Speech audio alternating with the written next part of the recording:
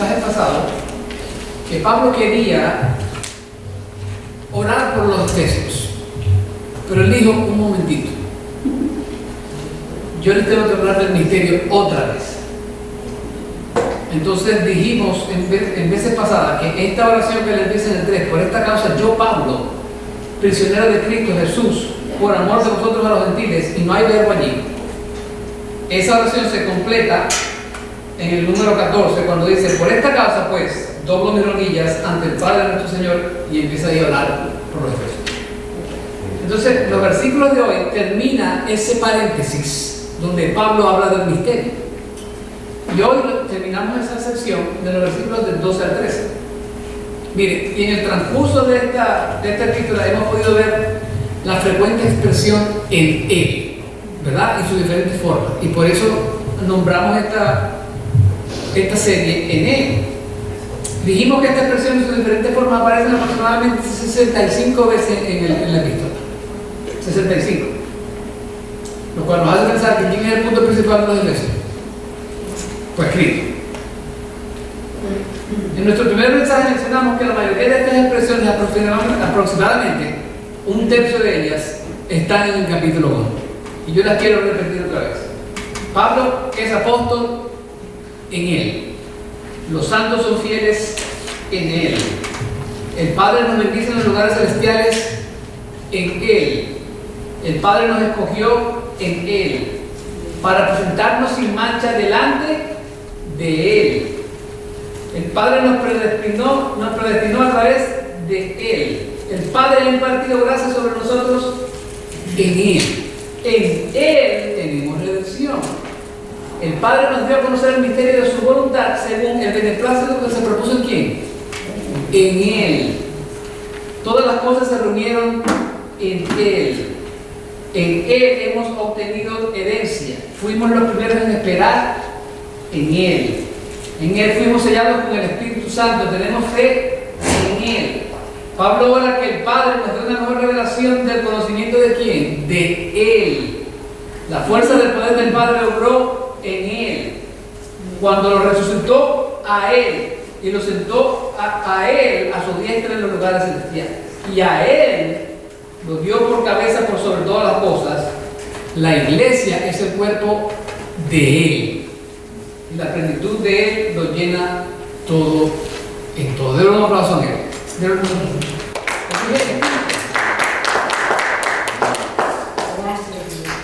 Entonces esta frase en él se refiere a la unión del creyente con Cristo. Es una unión que se establece a través de la fe, lo que significa que no somos simplemente seguidores o discípulos, sino que estamos realmente unidos a Cristo de una manera transformadora.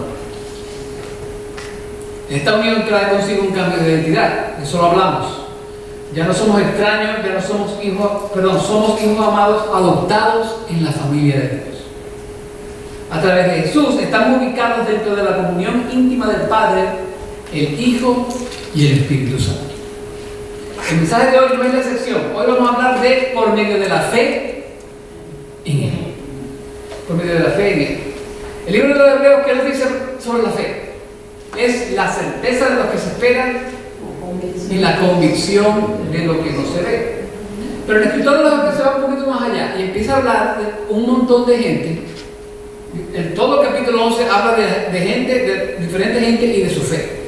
Yo seleccioné algunos pasajes aquí. Hebreos 11:8 dice: por la fe Abraham, al ser llamado, obedeció, saliendo por un lugar que había de recibir como herencia, y salió sin saber a dónde iba. Hebreos 11:11 dice: también por la fe Sara misma recibió fuerza para concebir, aún pasada ya la edad propicia, pues consideró fiel a aquel, escrito en Jesús, que lo había prometido. Después, más adelante, en los versículos del 24 al 27, habla de Moisés. Y dice: por la fe Moisés ya era grande, rehusó ser llamado hijo de la hija de Faraón, escogiendo más bien ser maltratado con el pueblo de Dios que gozar de los placeres temporales del pecado. Consideró con mayores riquezas el oprobio de Cristo que los tesoros de Egipto, porque tenía la mirada puesta en la recompensa. Por la fe Moisés salió de Egipto sin temer la ira del rey, porque se mantuvo firme como viendo al invisible. ¿Y sabe quién es el invisible? Cristo Jesús. Mire, yo he leído el libro de los Hebreos un montón de veces, pero nunca me percaté que esa palabra invisible se refería a Cristo. El invisible. Pues usted lo puede ver. No. Pero usted, el Espíritu Santo de Él está en usted, si usted creyó en Cristo. Entonces ahora vamos a hablar de este invisible, y por medio de la fe en el invisible, lo primero que tenemos es que tenemos libertad. Tenemos libertad. Váyanse a leer el versículo 12. Dice, en quien tenemos libertad y acceso a Dios con confianza por medio de la fe en Él. Ruego, por tanto, que no desmayéis a causa de mis tribulaciones por vosotros, porque son vuestra gloria. Tenemos libertad. Mire, la libertad tiene muchas facetas, ¿sí o no? Tenemos la libertad de elegir a nuestro gobernante, que ya tuvimos una elección hace poco. Tenemos libertad de elegir a nuestros amigos. Tenemos la libertad de elegir a nuestra pareja. Tenemos libertad de elegir nuestra carrera universitaria, aunque muchos nos obligan a estudiar cosas que no queremos. A mí no me pasó eso, pero yo sé que le ha pasado a la gente. Pero esta palabra libertad aquí se refiere a libertad de expresión. Libertad de expresión. Esto significa que nosotros somos libres de hablar con Dios tan frecuentemente como nosotros lo deseemos. Eso es lo que está diciendo Pablo aquí. En otras palabras, Pablo nos está recordando que el ministerio de la oración de la iglesia. El ministerio de la oración de la iglesia. Tenemos libertad de hablar con Dios cuando y en donde nosotros queramos. Hechos 12:5 dice, así pues Pedro era custodiado en la cárcel, pero la iglesia hacía oración ferviente a Dios por él. ¿Escuchó eso? Así pues Pedro era custodiado en la cárcel, pero la iglesia hacía oración ferviente a Dios por él. El ministerio de la oración. Por eso cuando estamos enfermos, la iglesia tiene que orar por la gente, fervientemente. Cuando estamos deprimidos, la iglesia tiene que orar fervientemente por sus miembros. Cuando estamos desilusionados, la iglesia tiene que orar fervientemente por sus miembros. Cuando estamos mal por cualquier razón, la iglesia tiene que orar fervientemente por sus miembros. Pero ¿cuál es la idea? ¿Cuál es la clave? Déjenselo saber, hermano, porque la iglesia no es adivina. La iglesia no es adivina. Amén. Yo escribí aquí, la iglesia nos adivina y muchas veces no queremos sufrir a solas porque no queremos molestar a la gente. Estamos aquí para orar por el pueblo de Dios y ofrecerle un soporte espiritual, hermano. Mire, antes de predicar, viene el hermano que viene casi todos los domingos a orar por mí. Soporte espiritual. Para eso está la iglesia. No le den pena. Venga cualquiera de nosotros y pida oración. Y si usted como yo oro de una vez ahí, porque si no se me olvida. No se me olvida. ¿Ok? Santiago nos dice que la oración del justo es eficaz y puede mucho. Santiago 5 del 13 al 15 dice, ¿sufre algo entre ustedes? Dice Santiago, adoración. ¿Está alegre? Canta alabanzas. A mí me encanta cantar alabanzas cuando estoy alegre. Y cuando no estoy alegre también, para que el espíritu se me suba. ¿Está alguien entre ustedes enfermo? Escuche esto, que llamen a los ancianos de la iglesia y que ellos oren por él, ungiéndolo con aceite en el nombre del Señor. Eso es bíblico, hermano. Una vez lo hice con mi suegro, y una vez, un par de veces lo hice con los ancianos de la iglesia, porque me estaba sintiendo demasiado. Y los hermanos, miren, esa oración de los ancianos de la iglesia es refrescante. No porque sean los ancianos, sino es porque es alguien que lo ama en Cristo y le está ofreciendo esa oración. Tómela. La oración de fe restaurará al enfermo y el Señor lo levantará. Si ha cometido pecados, le serán perdonados. Porque después, 1 de Juan 1:9 dice que si nosotros hemos pecado, venimos a Dios y Él nos perdona nuestros pecados. Porque nosotros no somos pecadores. Nosotros estamos en Cristo, pero seguimos siendo pecadores, ¿sí o no? Amén. La iglesia lo tiene que saber si usted quiere que ella ore por usted. Si usted necesita oración, usted le dice a la iglesia, pastor, fulanito, fulanita, necesito oración, ore por mí. Ore por mí. Es un privilegio poder orar los unos por los otros. Aquí me puse un poquito poético. La oración es como un aroma fragante que satisface el alma y la llena de paz. Imagínense eso. La oración es como un aroma fragante que satisface el alma y la llena de paz. ¿De dónde saqué yo eso? Apocalipsis 5:8. Cuando tomó el libro, los 4 seres vivientes y los 24 ancianos se postraron delante del Cordero. Cada uno tenía un arpa y copas de oro llenas de incienso, que son las oraciones de los santos. Las oraciones de los santos entonces son ¿qué? Son agradables a nuestra alma. Y por lo del oro, tienen un gran valor delante del Cordero de Dios que quita el pecado del mundo. Porque está hablando ahí Juan del Cordero de Dios, ¿sí? Entonces las oraciones de los santos son como ese incienso, hermano, con un aroma excelente y divino cuando oro por usted. Yo les comenté una vez de Martin Luther, no King, Martin Luther, que él ya estaba en un punto de su vida tan enfermo que nadie podía orar por él, pero sus amigos podían orar por él.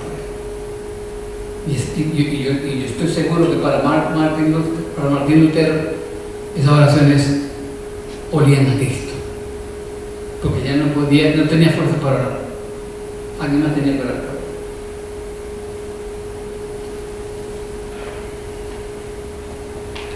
La oración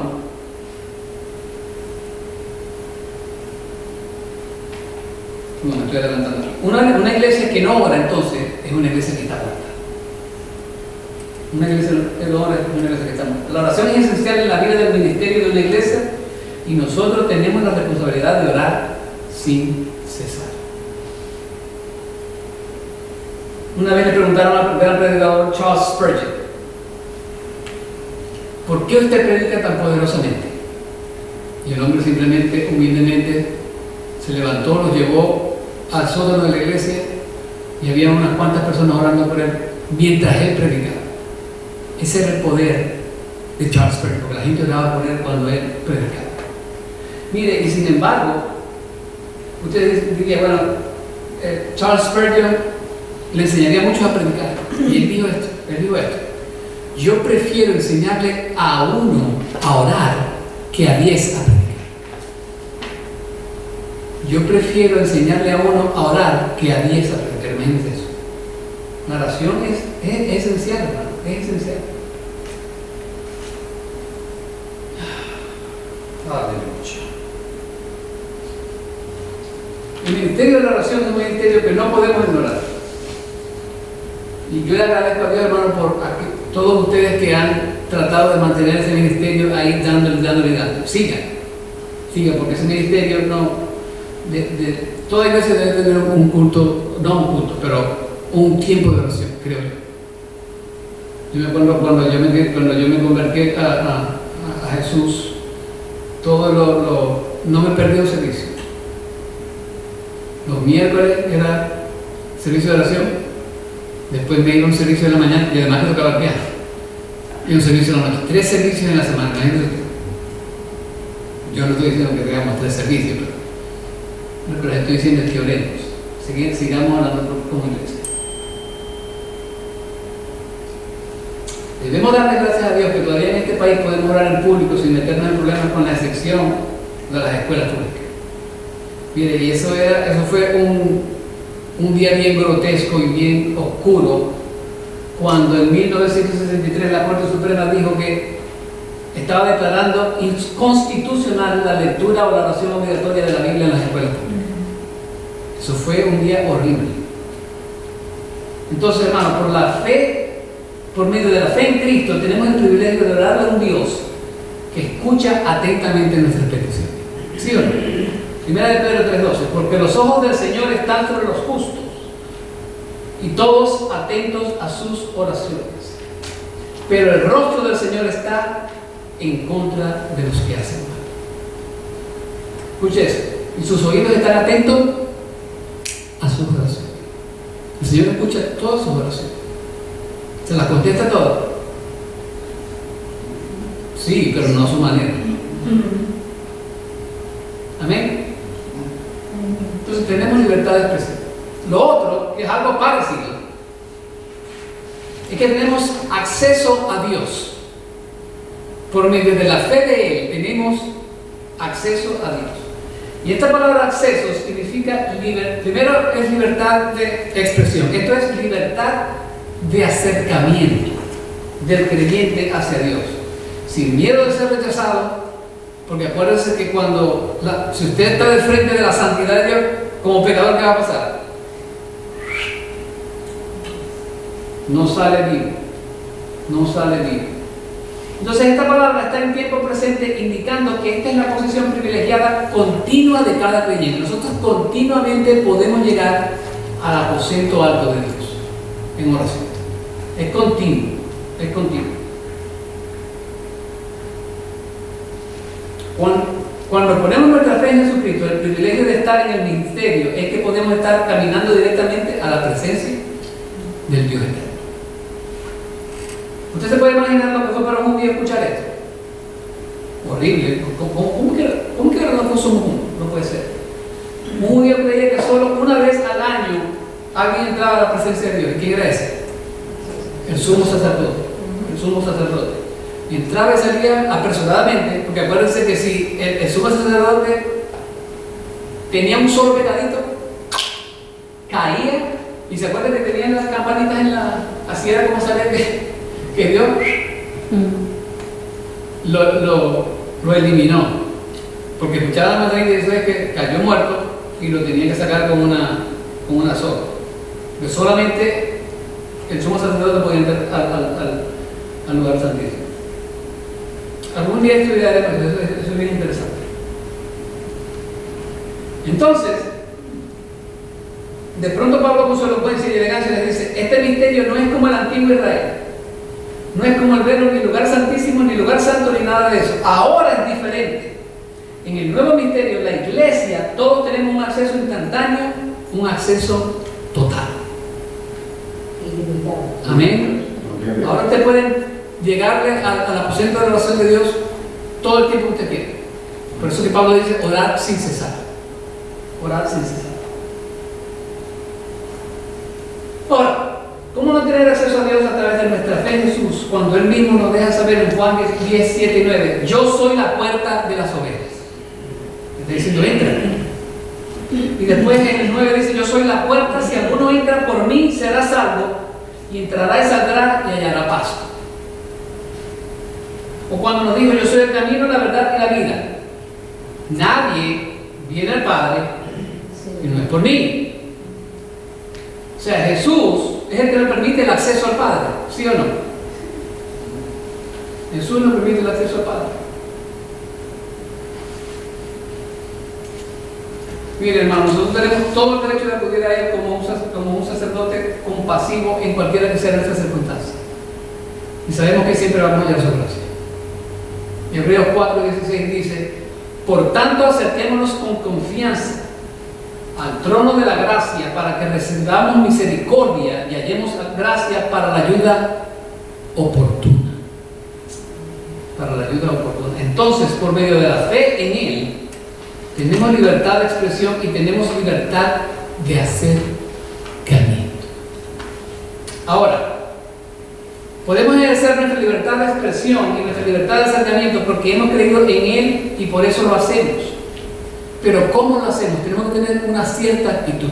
Y fíjese, váyase al versículo 12. Dice: en quien tenemos libertad y tenemos acceso a Dios con confianza por medio de la fe en Él. Con confianza. Entonces tenemos libertad, tenemos acceso con confianza. ¿Y por qué confianza? ¿Por qué tenemos confianza de que vamos a tener esas dos cosas? Porque está regado en Cristo Jesús. Por medio de la fe en quién? En Él. Ahí tiene Pablo. En quien tenemos libertad. ¿En quién? ¿Quién es ese quién? Nuestro Señor Jesucristo. Si le va al 11. Nuestro Señor Jesucristo. Esta palabra expresa la idea de seguridad que nos comunica que la responsabilidad penal del pecado ha sido removida. Antes el trono de Dios estaba lleno de ira a causa del pecado. Ahora, ya que todo el pecado del mundo recayó sobre Cristo en la cruz, esa responsabilidad penal ha sido removida y por lo tanto tenemos acceso al trono de la gracia de Dios. Cuando Cristo murió, ¿qué pasó en el Evangelio? La cortina que se rasgó. Un símbolo de que ya usted ya no tenía que depender de un sumo sacerdote, porque hay un solo sumo sacerdote, nos dice el libro de los Hebreos. Y usted tenía un acceso directo a Dios, porque Jesús se lo ganó a usted y permitió ese acceso al aposento de la oración de Dios.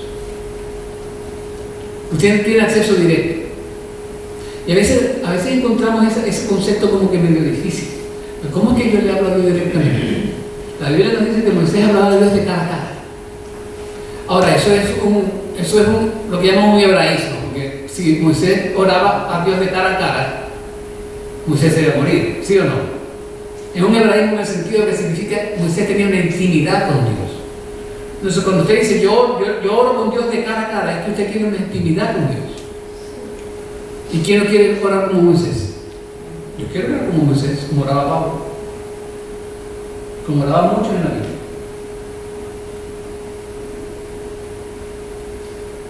Y el sumo sacerdote hizo la expiación personal por el pecado del creyente. 1 de Juan 2, del 1 al 2. Hijitos míos.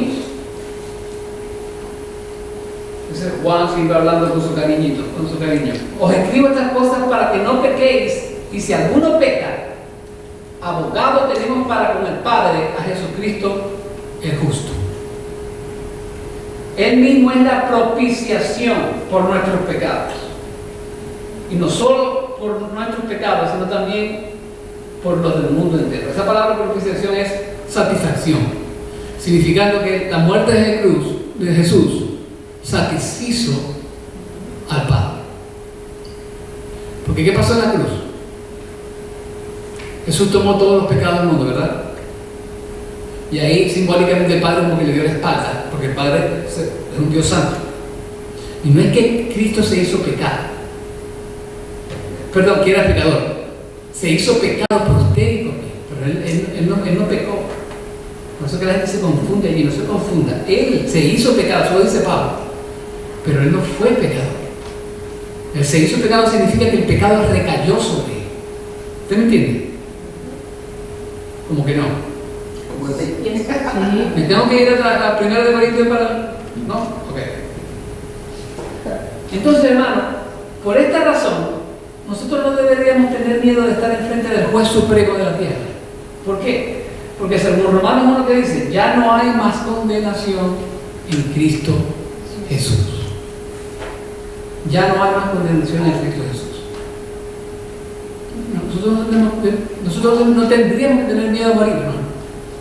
Pero nuestra carne, por supuesto, nos dice, tengo miedo a morir. Pero no debería ser así. Yo se lo he dicho muchas veces, hay gente que dice, Señor, ven hoy. Eso es como un poquito egoísta, porque, o sea, para no sufrir más, ven hoy y ráptame. Uno de mis hijos está bien metido con eso de la escatología ahí. Y a él le encanta hablarme a mí y a su abuelo, porque él dice, yo creo que este es el anticristo.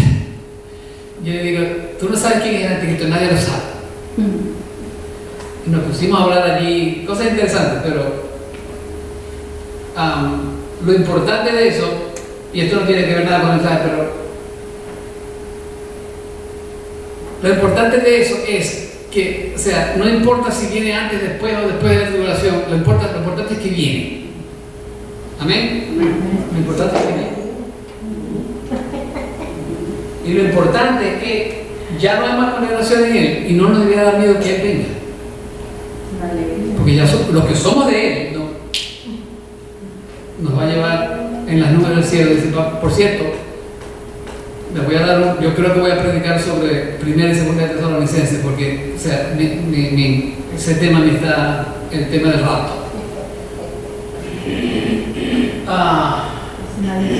Ya no hay más condenación, hermano. Ya no hay más condenación. Y eso nos quiere llenar de gozo. Ahora, Pablo termina esta sección hablando de tribulación.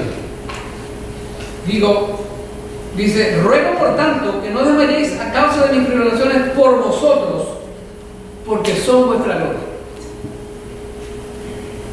Pablo dice, les ruego por tanto. Ahora, ese por tanto nos lleva al versículo 12. Que dice el 12, en quien tenemos libertad y acceso a Dios con confianza por medio de la fe en Él. Entonces, en otras palabras, Pablo está diciendo, ya que en Cristo tenemos libertad y acceso a Dios con confianza, les ruego que no desmayen por mis tribulaciones. Pablo está escribiendo desde la prisión, hermano. Pero a veces su enfoque no está en sus propias luchas o desgracias, sino en la fortaleza espiritual y el ánimo de los efesios. Él está diciendo, mira, mis tribulaciones son tu gloria. Por mis tribulaciones, tú tuviste la oportunidad de escuchar el Evangelio y ahora eres de Cristo. Amén. Pablo les recuerda que sus sufrimientos son para su beneficio. Al soportar las dificultades, Pablo está haciendo avanzar el Evangelio a los gentiles.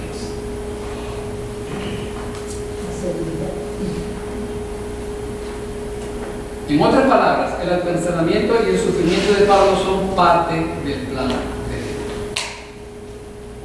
Miren, lo que aparentemente se ve como una derrota, en realidad es un camino a la gloria para los creyentes, porque los sufrimientos de Pablo hacen que el Evangelio, ya se lo dije, estuviera disponible para ellos.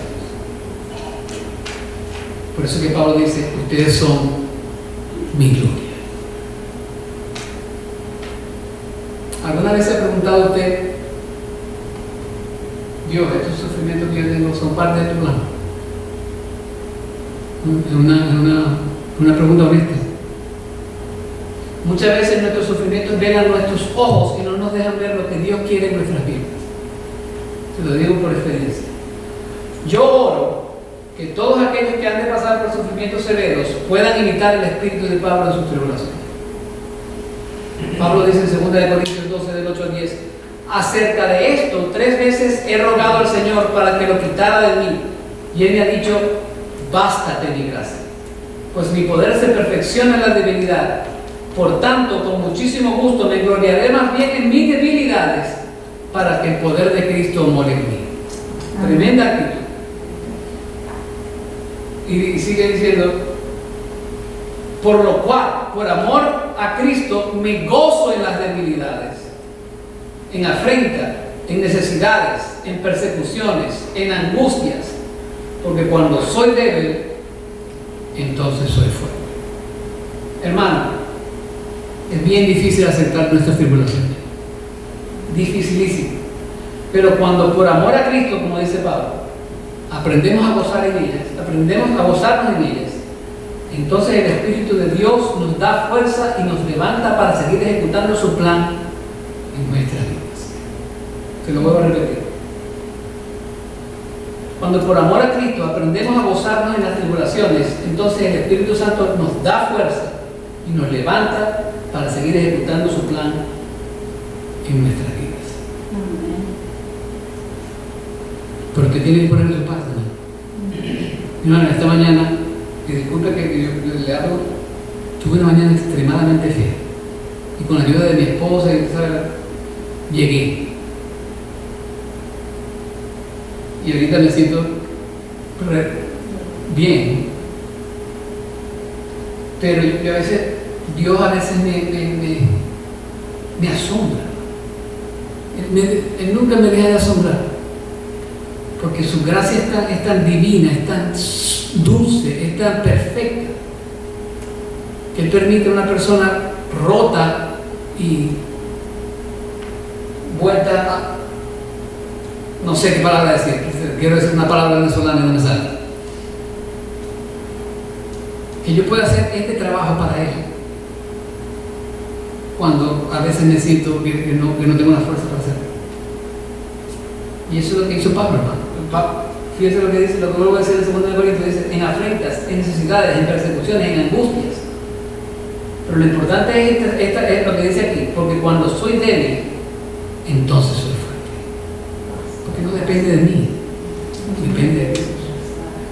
Mire, yo me quiero adelantar aquí, para terminar, a una tremenda doxología que Pablo escribe al final del capítulo 3. Doxología es simplemente una alabanza a Dios. Y fíjense cómo termina Pablo esta sección. De eso lo predicamos en un par de semanas. Y aquel que es poderoso para hacer todo mucho más abundantemente de lo que pedimos o entendemos, según el poder que obra en nosotros, a Él sea la gloria en la iglesia y en Cristo Jesús por todas las generaciones, por los siglos de los siglos.